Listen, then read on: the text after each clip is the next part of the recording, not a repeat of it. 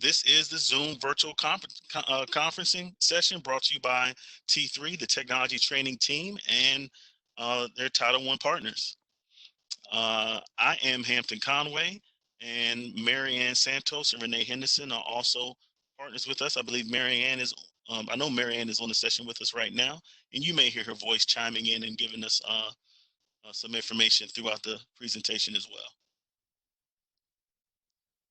So what are we going to accomplish in this session today?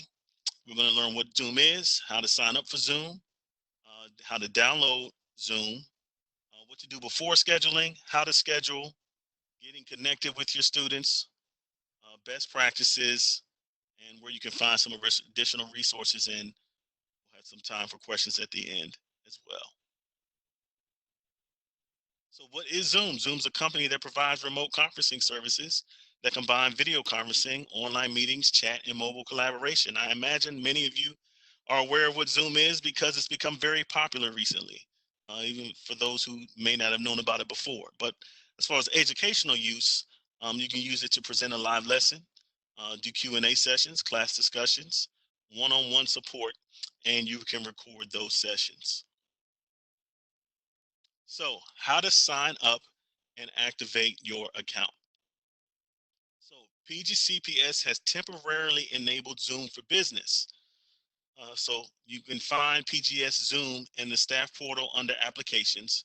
Staff can log in with their pgcps.org account. So here on my screen, I'm in the staff portal. You go to applications, and then you scroll all the way down. Since it's alphabetical order, Zoom is right at the bottom, real easy to find. That's where you would go. And once you get there, I can't actually do it. I already have an account. So actually, let me go back to the presentation so I can show you some examples there. I'll come back to that. So, but what this business account gives you is the free account, you only get 40 minutes. The business account will give you more time. Also, you get a few more features and controls and settings. Also be aware that typically you'd be able to dial in via phone to participate on a Zoom call meeting, but because of the influx and massive amounts of folks getting on Zoom now, they have disabled that option. Sorry, please excuse my mouse. Zoom bombing is something that has been taking place. Using the business accounts will help set features so you don't have people jumping into your sessions and interfering with your sessions inappropriately, or the people that shouldn't be there. Also, Zoom's free account is not FERPA compliant, so that's why it's also important to please use the one that PGCPS is giving us access to.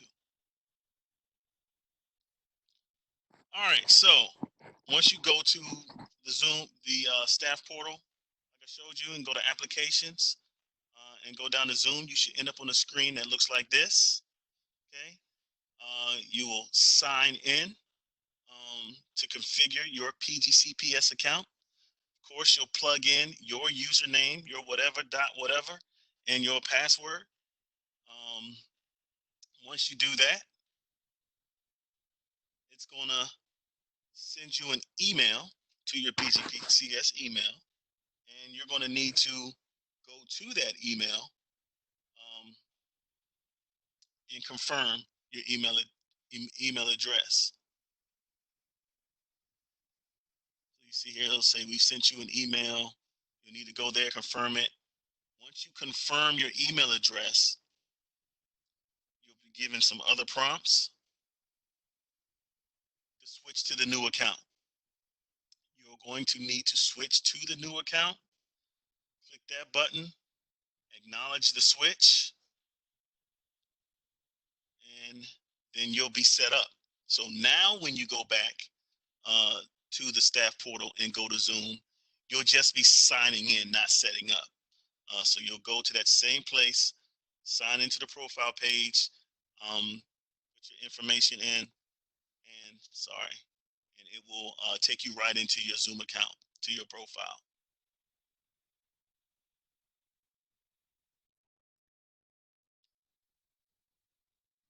Zoom has a web platform, but it also has an actual application. You can do settings and scheduling and certain things through the web platform, but you also need the app to facilitate your Zoom. So in your browser, you would go to zoom.us/download and click download. Whether you're on a PC or a Mac, it's the same link to get to the download that you need. And then it'll just walk you through the steps of the installer and opening the installer and installing the application.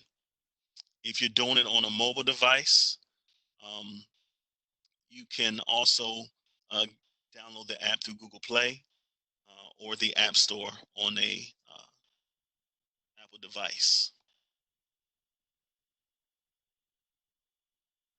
So I'm going to pause here. We're going to take a few chat questions just very briefly for 1 minute. I'm going to unlock the chat.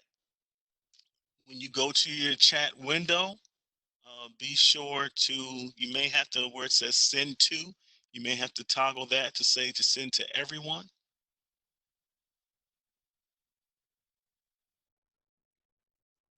Second to that up.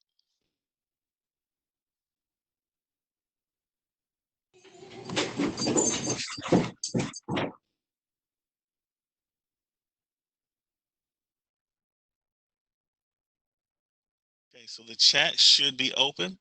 We're just going to take 1 minute to questions answered.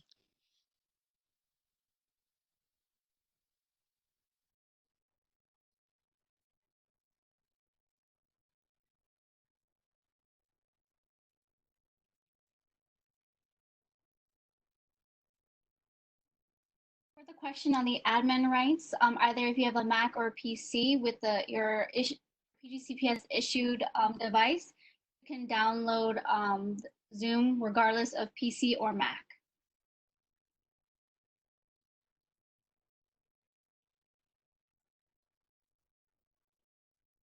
Yeah, it is recommended that you go to the Zoom portal through the staff portal to get to Zoom.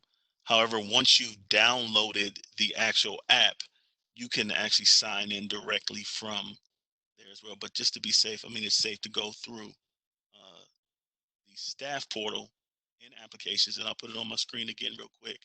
In the staff portal, under applications, Zoom is at the very bottom.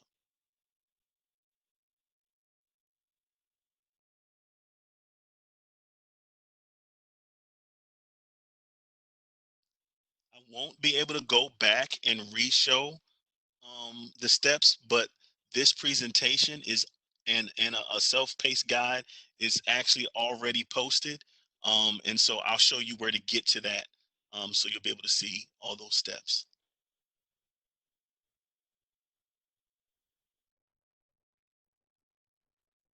For the signing in, we are asking you to set up through there to make sure it's activated under PGCPS with the new business part. Even though you've already created an account again, make sure you activate it with those directions that we showed in the slides. And yeah. Students can also access Zoom via mobile devices. They do not, your students don't need accounts to join a meeting that you've scheduled. But they might, if they're on a mobile device, they'll need the app. And for the Chromebook, the students will be using the browser version of Zoom, so they can still access your Zoom meetings with their Chromebooks. Okay, so that's the time on the chat for now. Again, if your question didn't get answered, we are still reviewing those questions, and we will definitely go back and revisit those questions and create our FAQ. Also, by the way, we may we're planning to have an FAQ session like virtual where we can be live and take people's questions once this all gets set up and people get rolling. Okay, so scheduling. I'm going to actually model the settings that you need to do for scheduling. Now, I'm not going to actually model how you all should go into Zoom because my account is different from many others, so I have to go in a different way. You all, again, you'd go through the staff portal.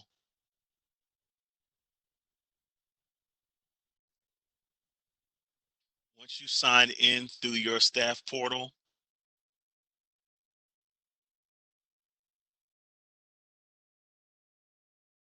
you'll have a window like this that will show you. I'm on my profile right now, but I'm going to go down here to settings. So in settings, there's a lot of settings. I'm just going to highlight a few important ones. And another important thing to note is I'm particularly speaking about settings as it pertains to children. However, I know some of you may be using Zoom to work with other teachers or other adults. And so, you'll have to just, make those decisions yourself about what settings you want to have. But I'm focusing primarily on what I would recommend for working with students. So um, this very first thing is host video. So you would be the host, so I'm the host. Start meetings with host video on. I just leave that off. I'll turn my video on once I get into the actual meeting. Participants video. I also leave that off as well. That way, when they come in, their video is automatically off. They have to turn that on their own. As far as audio is concerned, it's only computer audio at this time. Again, like I mentioned, telephones availability is Zoom isn't allowing for that right now. Join before the host. This is to allow participants to join the meeting before the host arrives. I also leave that off when it comes to students because I don't want the students there gathered without any supervision or any other adult in the mix. So I leave that off. Using your personal ID when scheduling a meeting. So you can, we'll actually talk about, I can leave that off here, but I can show you where you can access that and how that'll come in handy potentially when scheduling meetings. Require a password when scheduling new meetings. So this is one of the features that, particularly you may want to use to prevent folks from going into the Zoom that you don't want there. So it requires students to have a password to get in, or a password would be embedded in the link. And again, I'll show you more about that when we actually demo scheduling a meeting. So this is all password related. So I've got the password stuff turned on. Let's see, embed password and meeting link. So yes, I'll talk more about that. I have that turned on. I'll talk more about that in a bit. There's no joining by phone at this time. Mute participants upon entry. I definitely always want to have that on. You don't want everybody coming in, mics open, and it'd be a lot of chaos. So when everybody comes into the meeting, their mics are automatically muted. As far as in the meeting, the chat. Okay, so allow meeting participants to send a message visible to all participants. So chat feature is obviously a great feature to use. What I would also suggest is to check this and says prevent participants from saving the chat. So if you're having a chat with your students, maybe somebody says something inappropriate in the chat, you don't want the students to be able to save that and potentially pass that around or do whatever with it. So turning this on, clicking save, prevents students from being able to save the chat. You might say, well, what if I actually have a chat, that's valuable information that I want the kids to have a transcript of? You will always be able to have the chat yourself that you can then forward to the students, if you will. So this is a great security feature. Private chats I leave turned off so students aren't using this platform to private chat back and forth with each other. If they want a private chat, they can do that how they normally do it with Instagram and whatever else. Auto saving chats, it's turned off, but I could turn that on so it just automatically, you can manually save it. But just in case you may think you might forget, you can make sure your chats are automatically saved from your meetings. Play sound when participants join or leave. when you get a bunch of people jumping in and out of a meeting, that can get very annoying. So I have it turned off. However, you may want to know something to bring your attention to the fact that another student has just come in. So, use your discretion, but, I have that turned off. File transfers turned off. You don't want folks being able to, participants being able to share files. If you want to share files, you can do that through Google Classroom, whatever means you're using to share files with your students.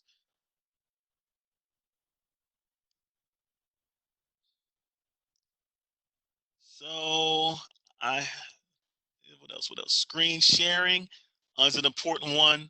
I'll show you how you'll be able to share your screen, but you don't want participants to share their screen. Well, I'm not gonna say you don't want. I suggest making it so that only you can share your screen. Um, if you think it's useful to have your participants share their screen, just be aware that if they share something, it's going to be something that everybody that's on that call is going to see. So I particularly prefer to have that on host only, unless I'm doing a session with adults where we're collaborating in a different way. Um, yeah, I just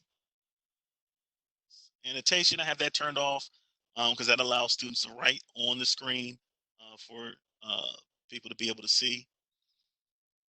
And allow remove participants to rejoin. So one of the features in Zoom is that you can remove participants from the session. Um, if you have this turned off, that means if you remove somebody, they can't rejoin. So potentially maybe it's a student that's in your session that's not even supposed to be in your class or supposed to be there. Somehow they got the link and password. If you remove them, they can't come back.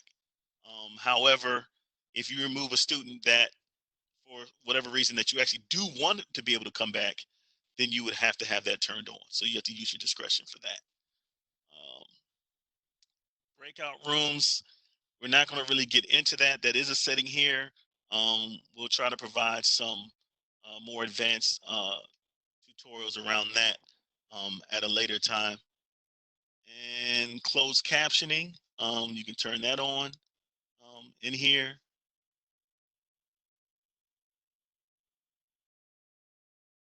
And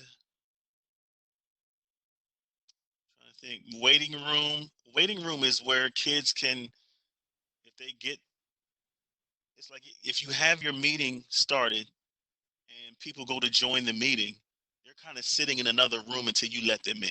I have that turned off. I don't want them sitting in another room until I let them in. I want them to be able to just come on in. Correction. Enabling the waiting room is a good feature to use in order to prevent unwanted participants to come into the session.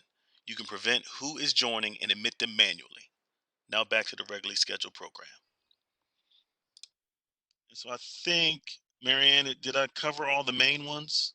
Yes, that's the main ones, but the last one is the one in recording. Oh, yes, yes, yes, yes, yes. I gotta go back to the top to get to that. Let's jump over to that. Okay, that's right. Thank you. So for recording, um, ignore this part of the screen. You all don't have this feature. What you have is local recording, and basically that allows you to record um, your sessions. Correction. Although you may have cloud recording as an option, it is still suggested that you use local recording. We do not know for sure what we will have access to once this free trial is over, so use the local recording to be safe. If you are concerned about hard drive storage, delete the video from your device after you have uploaded it to Google Drive. Now back to the regularly scheduled program. And so I know, the teacher guidance that was given, was for teachers to do live sessions and or recorded sessions. So, you may want to record your sessions, especially if you have students that weren't able to participate when you did it live. But I would uncheck this. So this says host can give participants the permission to record locally. The kids don't need to be able to record and save themselves. So uncheck that and make sure that if you're recording, you can just, once it downloads the file to your computer, you can then distribute that through Google Classroom or Google Drive. Was there anything else, Marianne?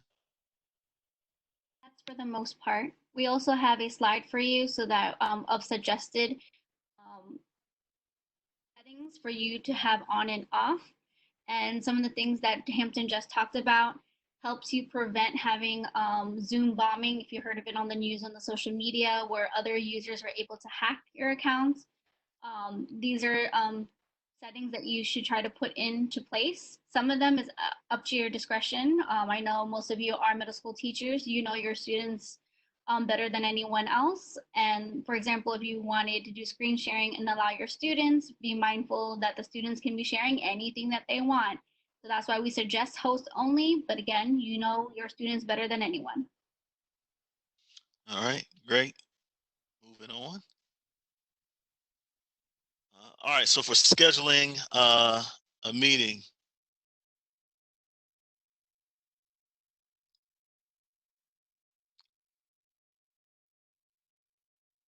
go back here. I'm going to actually go into Zoom and walk through actually scheduling.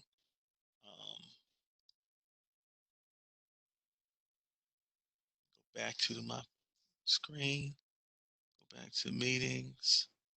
All right, so I'm going to schedule a new meeting. And so this is the screen I get here. So you're going to want to give your meeting a title or a topic. You can enter a description for your meeting. This here, I have previously created meetings. And so if I'm constantly creating meetings with kind of the same features, I could save a template of those. And so I'd be able to come here and just load the template that's going to automatically fill some of this stuff up for me based on the template. But of course, you'll put the date of the meeting that's going to take place. So notice for the duration, even though, for example, this meeting says 1 hour, if you're in the meeting and you go over an hour, this will not affect you. This is kind of just like when you send out an invitation, it's showing how long that meeting is scheduled for. But this won't hinder you in any way if you go over whatever time you set for that meeting. Uh, so the ID thing that I mentioned earlier, every host account has a personal meeting ID. This is my personal meeting ID. So right now, if people went to Zoom, you went to your Zoom ad and you typed in my personal meeting ID and I was happened to be hosting a meeting, you could get into that meeting with this ID. Versus, and it would be that same ID every time. So your students, if you choose to do so, could get to your meetings using the same ID every single time, or the same link every single time. And I'll explain that in a second too. Require meeting password. You could put a password in for your students, whatever password you choose. And again, this is just let you toggle if you want the videos and participant host video and participant videos on or off. And it really doesn't matter too much what you do here, because once you get to the meeting, you can always address that on the fly as well. Again, it says telephone and computer, but computer's the only thing available right now. I have, enabled to join before host. You can turn that off. You can keep mute participants upon entry. So some of the stuff you had in the other settings, you can do specifically for certain meetings here, even though you have your settings set a different way in your settings screen. And then you can also click to record the meeting automatically. I have choice of where to record the meeting, but for you guys, it's just in the cloud. So now that I have all that in there, so let me go back and say, if you pick generate automatically, it's just going to create a random link every time you make the meeting. And again, if you do personal meeting ID, it's going to be the same link every time. So let me show you how that looks. If I hit save here, now what you get is, a view of what your meeting is, your title, when you scheduled it for. It's a very convenient way to add it to your Google Calendar. And then here you see the meeting ID, which is my personal meeting ID. I said I wanted a password, which is what I said here. If you give students this link, the password is actually embedded in this link. So when they go to that link, they won't have to actually type in the password. If students join just with the meeting ID, it's then going to ask them for the password. So that's just kind of the difference of how that works. And so then whatever other settings you set, it's going to show you here on this page. Marianne, anything else you can think of on that? Yeah, so Hampton just explained the two different ways where you give them the link that's the password embedded versus giving them meeting ID. Again, you know your students better than anyone. If there are students who are trying to give away their passwords so they can have other random users to come in, it's best to use a password and then change it every single time when there's an issue. Or if you know that it's going directly to the students, you're not going to have any issues with the students trying to hack or be smart, try to get smarter than us, then you can do that link with the password embedded. All right, thank you. So going back, how to schedule a meeting. These are just screenshots of what I just walked you through as far as, when you open up the app, or you could be in the app or be in the website. So this is just showing the difference between being an app side and a website. But keep in mind that, whether you do the setup in the app or the website, if you try to start the meeting in the website, it's going to automatically prompt you to open up the app. So just keep that in mind. All right, so getting your participants connected. I think, Marianne, this is where I'm going to actually go into Zoom, correct? That means it's on. How did that get turned on? Sorry about that. I don't know why, but I muted everyone. Right before that, just the note to PGCPS teachers is on the next slide, Hampton. Gotcha. So students should only join and not be starting their own meetings. Of course, you'll have to provide the link for your students to know how to get to your meeting, so they can click on that through Google Classroom or copy and paste that link into their browser. Of course, if you're doing it the other way where they have your code and password, they just have to enter that. Remind your students to get permission before participating in this live session. So as far as permission is concerned, the district is working on permission slips in English and Spanish, permission slips that will go out for parents to opt out. It'll be much easier to collect information for parents that want to opt out of this. So we will be providing that, and I'll show you again where the resource page is and where you'll be able to find the permission slips. We also have a students directions resource. Again, you'll have access to all these links to be able to use, and we're also working on getting this changed, translated for Spanish as well. But so this is just a guide for parents and students that you'll be able to share with families as well.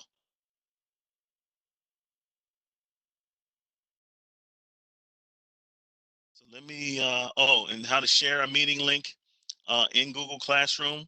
I showed you back on, where were we? Right here on this page. So here's the link, right?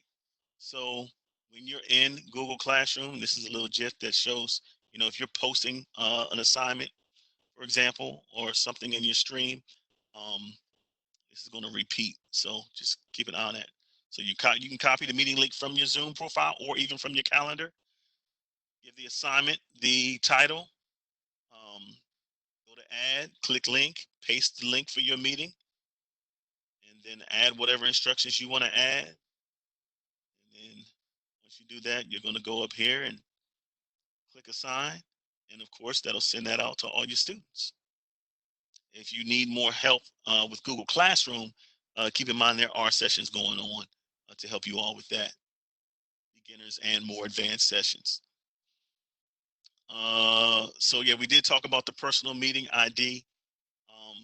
So again, you could have the same exact link every single time, or have the kids use the same ID every time, as well as with the password. If you ever want to see your ID, you can always go back to Zoom, click on profile, and your profile is here.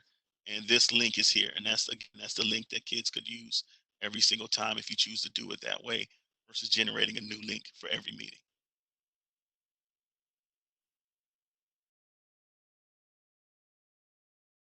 Actually, I'm just going to grab my link,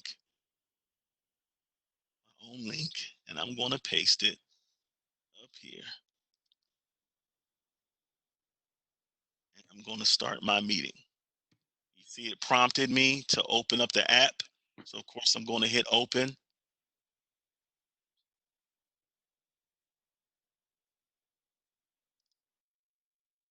I'm going to say join with my computer audio. And you guys will notice Marianne is already in my session.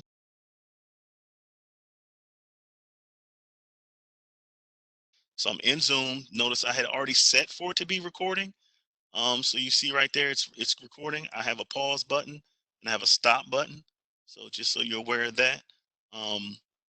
Coming down here to the other settings. Now I think I have a couple things down here you may not have.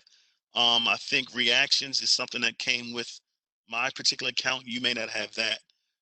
Breakout rooms will only show up if you have that turned on. And again, we're not getting into that right now because it's a more advanced thing.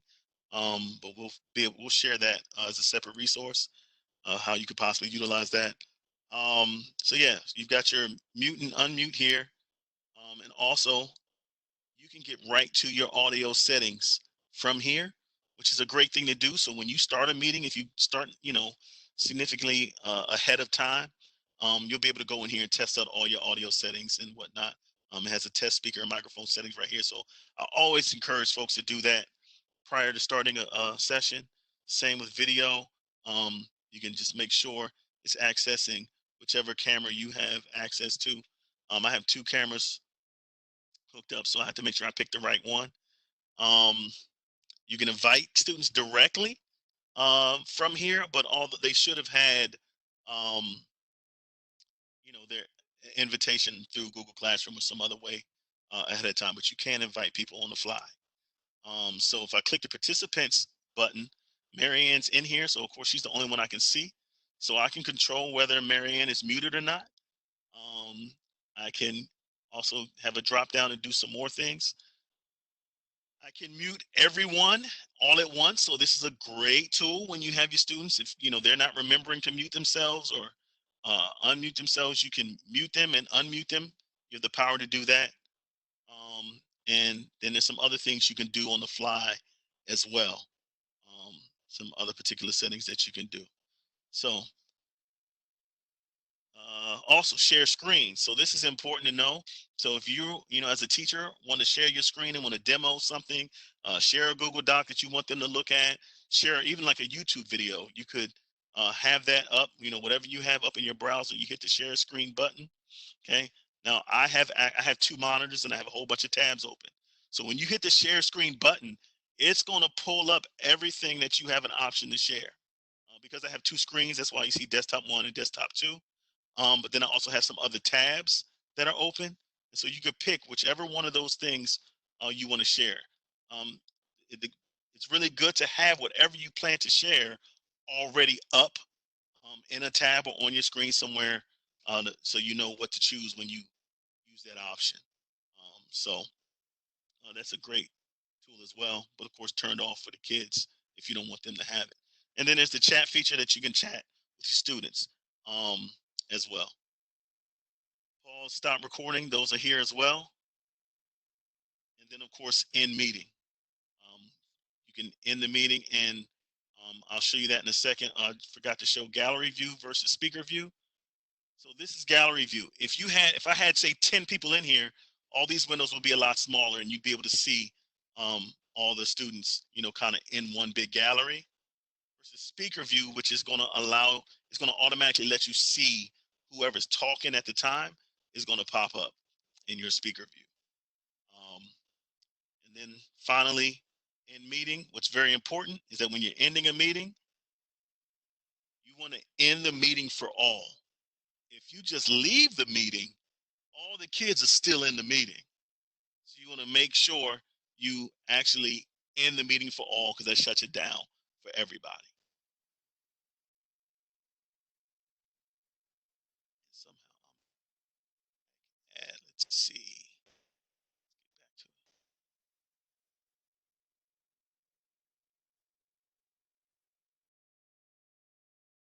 Oh, and it's just recorded that. So notice this pop-up that just happened.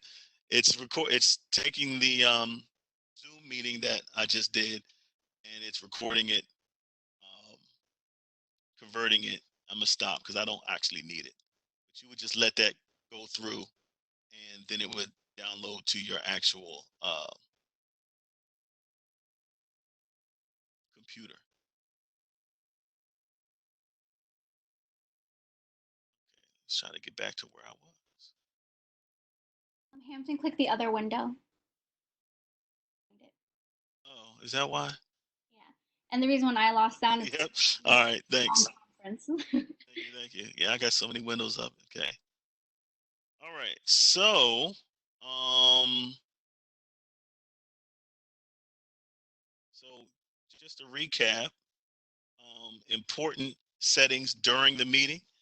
This is screenshots of those things that I just covered, as far as audio settings, video settings, share button, in your screen options you get with the share button, and about leaving versus ending the meeting. Oh gosh, my mouse. Participants panel, chat panel. So we just looked at those things. I know I'm moving fast, guys, but like I said, we're going to have all of this for you to be able to walk back through. So some important considerations. The host or the teacher should be the last person to leave the session. As I said, be mindful of what's showing on your screen when presenting. So yes, be very careful that your bookmarks and your tabs that you have up are appropriate, because they're going to be able to see all of that. Using the meeting controls. This is a video that we have included here for you. Like I said, when we share this presentation with you, you'll be able to go and do that video. And there's a plethora of Zoom videos on YouTube, by the way, if folks want to dig deeper outside of what we're doing here. So again, real quick, I'm going to open up the chat. Give me 1 second. Chat is now open. We're going to do our best to answer some questions in a minute before we have to move on.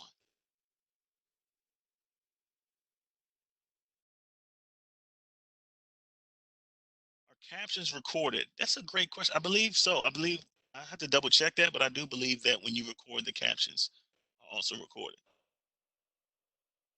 So Zoom versus Google Meet. So thank you for asking that. It's a lot of people are wondering, do you absolutely have to use Zoom? No, you do not. They both have similar features and some different features. There are some Meet sessions also going on, and the Meet presentations are also going to be on the resource page, so you may want to kind of compare the two for yourself and decide which one you like better. Zoom and Meet are the ones that the district is endorsing. And to add, a lot of people were asking about the recording where they just want to record for themselves and then share it out to their students. Zoom and Google Meet are more for live sessions, but we recommend using Screencastify to record on your own, because when you're using Zoom or Meet, you're kind of conferencing with yourself.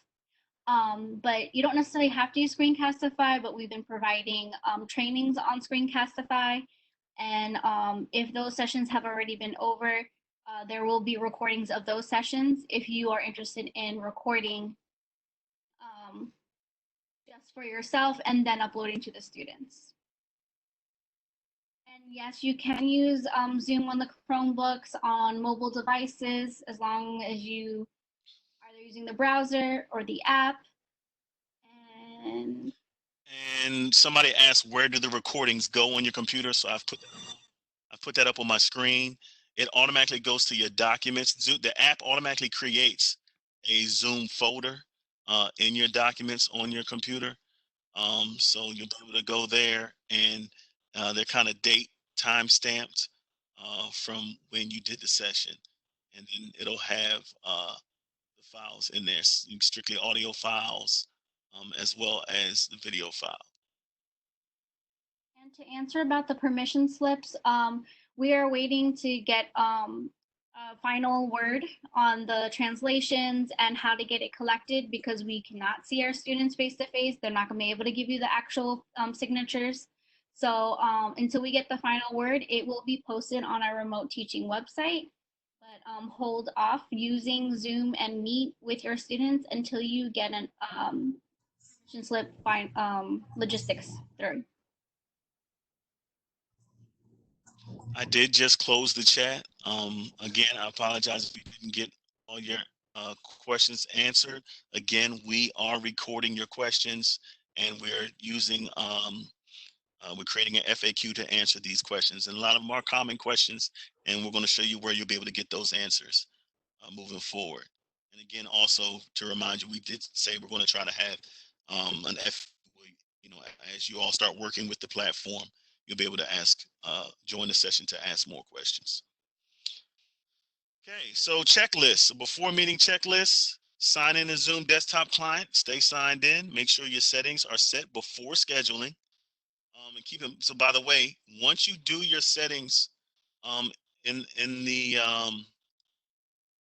platform, I was going to try to go back to it, but once you do your settings in the platform, they're set. So you don't have to redo your settings for every meeting unless there's something you intentionally want to change. And again, keep in mind, there are just a few settings that even though you preset them in settings, that while you're in a Zoom, you can adjust. Schedule your Zoom meetings ahead of time. Share the link with your participants. Don't share the links on social media. You don't want a bunch of people, random people jumping in on your session. I would definitely practice. So go ahead and schedule, meetings and practice. Get a family member and do a practice session so you can just fool around with it and see how it works. Make sure you test your camera and microphone before the session. We have this available for you to share with your participants as well. Is video conferencing etiquette. So that's something that can be posted as a resource for your students in Google Classroom or wherever else. And be yourself and have fun. During the meeting, you want to make sure you check your camera and microphone settings. Don't forget to make sure your participants are muted on entry. Hopefully, if that's what you want, you can have that set so it'll automatically do that, so you won't have to worry about remembering to mute them on entry. If you're using your camera, have your camera at eye level. So you definitely want to look at a preview of what the kids are going to see if your camera's on. Be mindful of your environment, what's around you, behind you, and of course, what you say and what you share on your screen. Again, there's video conferencing etiquette that can be shared with the kids. Let them know that it's being recorded as well if you're recording the session. And as the host, make sure you're the last one to leave the meeting, or if you're hitting in the meeting for all, it's a done deal. After meeting checklist, be sure you were the last one. Again, in the recording, don't forget to hit stop record when you want it to stop. You may want to actually stop recording before you actually hit in the meeting for all, in case you want to, you're doing an official lesson, but maybe you want to take some questions and you don't need that on the recording or whatever the case may be. So just keep that in mind. In the meeting, to leave the meeting, and of course, your video that you've downloaded can then be uploaded to Drive and then shared via Google Classroom.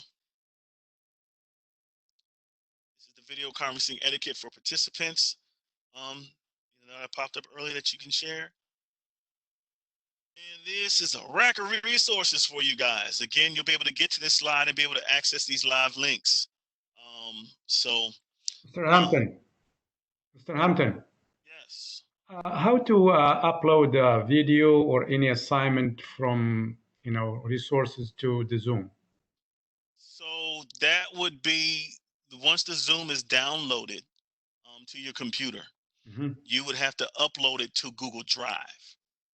Okay. Once it's in Google Drive, you can have a link for it that can then be put into Google Classroom or whatever platform you use. Most folks are using Google Classroom to share information with their students. Okay, excellent. Thank you. And again, if you guys have any questions about the Google Classroom features, I would definitely suggest going to the Google classroom session. So again, these are a bunch of resources.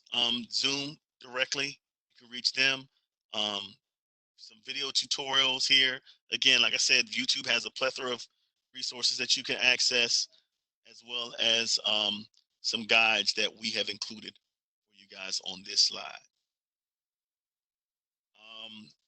So this is us. T3 trainers, Marianne Santos and Renee Henderson. I'm Hampton Conway, the Title I office and technology training team. This is their website, and hopefully this has been helpful. I'm going to open it up just for a few more minutes. Unless, Marianne, you have something else you want to say as a wrap up. That's pretty much it. Again, I just posted in the chat about all the information that we are sharing and talking about, and the final word of permission slips will be on the remote teaching site, and I've included in the link in there so that you can copy and paste it. Please hold off on permission slips. We are trying to make sure we're finalizing with legal about permission slips, and what was the last thing? And we are still working on getting the translation. Yep, translations. And I'm going to show, I just opened the chat back up just briefly, but I'm also going to show right now where you can go to get to the resources. So the remote teaching site, a remote teaching toolkit, I'm assuming everybody's aware, because I think this is where you had to go. That's not the main one. But so for example, this is middle school. You all had to come here to get the information for the sessions. So you'll notice here, if I go to, so this is day 2, and we're doing video tools. If I click on that, it's making me sign in. Got a bunch of accounts. So once you get into that, and you scroll down, this looks like the same one I was in. If you scroll down, here we go. So if you scroll down to video tools, notice this is Google Meet. So some of you may, when they get the resources up, want to come back here and check that stuff out. But I think there's another link. Where it says learn more on your own. There it is. Okay, that's the actual link. That's what I was looking for. Yeah, so there's no links at the moment because we're trying to finalize. We're using WebEx currently to record everything, and it takes a few, like 24 hours to load, and then we have to upload it and then post it onto the website. So just be patient with us. And also because we want to make sure the permission slips are finalized, we don't want to go ahead and send it to you without the permission slips. That's the most important thing. There are some resources already up. So once you hit that learn more on your own and get to this page and go to video tools, here's the actual slide deck that's already here. Oh, that's Hangouts Meet. Where is it? Here it is. If I scroll down some more. So there's a self-paced tutorial here for Zoom. There's also a webinar presentation here. As you see, the recording is coming soon, but there are also some other resources already here. So everything you just saw is here. So all those resources, all those step-by-steps, and there's another one even here. And then we're gonna, as you see here, permission slip is coming soon. So this is where you'll be able to come to get, all of the resources and information that we're sharing. Again, with the permission slips, it is coming soon, but the most important one is to make sure the ones that parents are opting out are the ones we have a record of, is what we're going to be focusing on. And if you do already have an account on Zoom through your PGCPS, you can still go back and then activate to switch it over to make sure you have activated our PGCPS official Zoom account. Yeah, I would definitely go ahead and set up your business account, and then go ahead and start practicing in the meantime. But by the 14th, when this is all supposed to really kick off, they'll have the permission slip situation ironed out. Sorry to interrupt. So I'm having a little bit of trouble getting to the business account. I got into Zoom through PGCPS, but it still says my account's basic. it will still say basic, even though as long as you activated it the way it's said. Okay. So I had that like green box that says the 40-minute time limit has been removed. Does that mean I'm where I need to be then? Yes. Okay. All right. So then the Zoom room and stuff, then that's that we don't have access to that. The Zoom room. Yeah, I was looking at some of the other things. No, I don't think so. Okay. All right. Thank you. That's all.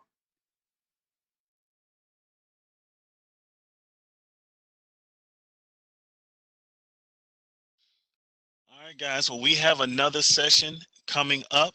So again, we're going to go back and go through all of your questions and again, continue to create the FAQ and also send out information regarding a live FAQ session that we'll have at a later date. So I'm going to go ahead and end this session. We thank you all for your participation.